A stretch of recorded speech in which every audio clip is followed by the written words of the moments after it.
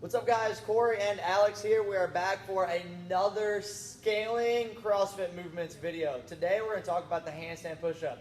This oftentimes shows up as the workout of the day, and you might not have it yet, and you might not know what you can resort to, okay? So we're going to give you a few options on how we go about scaling this in order from scaling just a little bit all the way down to, say, doing a regular push-up. So first I'm going to have Alex show us what 2 kipping handstand push-ups would look like. Go ahead, Alex.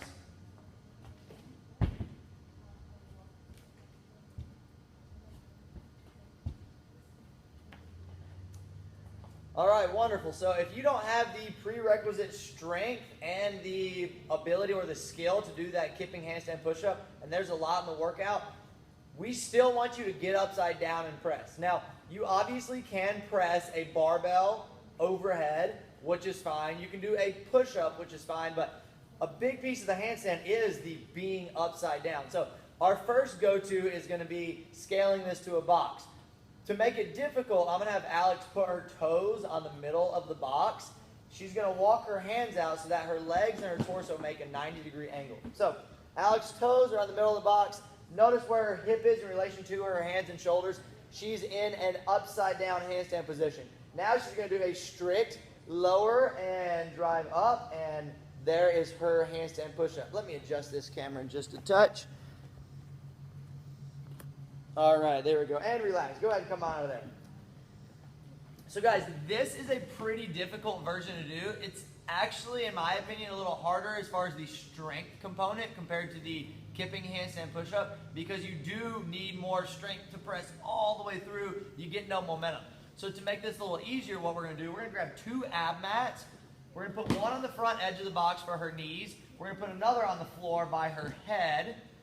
She's going to get in a very similar position, but now her knees are on the box, so she doesn't necessarily have to move as much of her body as she did before. Similar position at the top. Her head is very close to the box. She's going to lower down. Her head's going to travel forward and press back up. Notice when she pushes up at the top, she goes towards the box to get her shoulder over her hand and as close to under her hips as she can without falling up.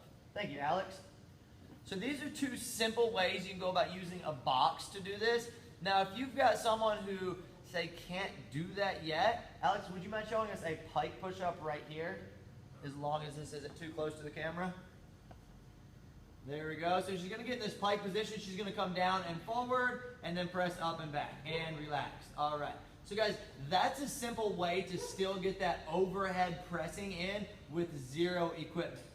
So we're going to move on to another option here. This is our main go-to, so we get people to feel that upside down component of it, and they're still pressing overhead. All right, so another thing we can get into is going to be this band contraption she has here. So what we've got 1 band hanging from the pull-up bar. We've got another band around Alex's shoulders. I'm going to have her kick upside down. She's going to wrap her feet around this, and now she's supported with this band. She can come straight down like a regular handstand and press back up, and again, down and back up. All right, and relax. Come on out of there.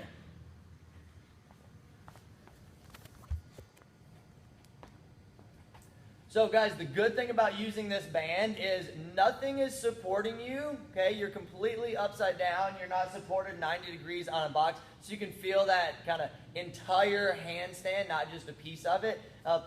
I would be cautious about trying this if you're not comfortable being upside down against the wall, okay? Because you have nothing to balance against except the band, and it moves, so it makes it a little bit more difficult. So going back, if you don't have the handstand, we suggest doing a kipping handstand push-up. We're going to showcase one more piece on that at the wall here in just a second. We can also move to toes on the box or knees on the box, or we can use this band. Now, let's say you do have the ability to do a part of the kipping handstand push-up, just maybe not all of it. Here's what we can do. I'm going to have Alex set an ab mat on the floor.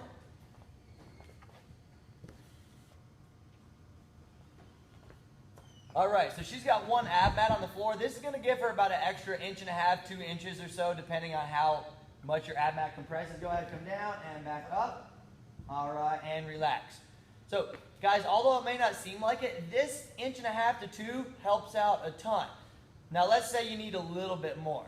She's going to take a 10-pound plate, which is about an inch thick. She's going to put it underneath that ab mat. Always use that ab mat just for the cushioning of it. You don't have to do it here. And then we could do that. Now, in our workouts at CrossFit Rampage, we don't like for people to use anything more than one ab mat in the conditioning piece. However, in order to get that skill for the handstand push-up, in your practicing, in your every minute on the minute, in your just messing around at the gym time, go ahead, put 1, 2, 3, 4 10-pound plates underneath that guy so you're getting the feeling of being upside down and pressing. The reason we don't want you to use too many is now you're shortening this range of motion to this, just a very short distance. You're not getting as much strength out of it as if you were to do the box or the band. So again, practice with multiple plates if needed, but only resort to one ab mat or the floor when you're in the workouts. All right, Alex, got anything? Nope. All right. Yeah. Cool. Thanks, guys. Check out the YouTube channel for other scaling options, and going forward in the future, expect more to be coming.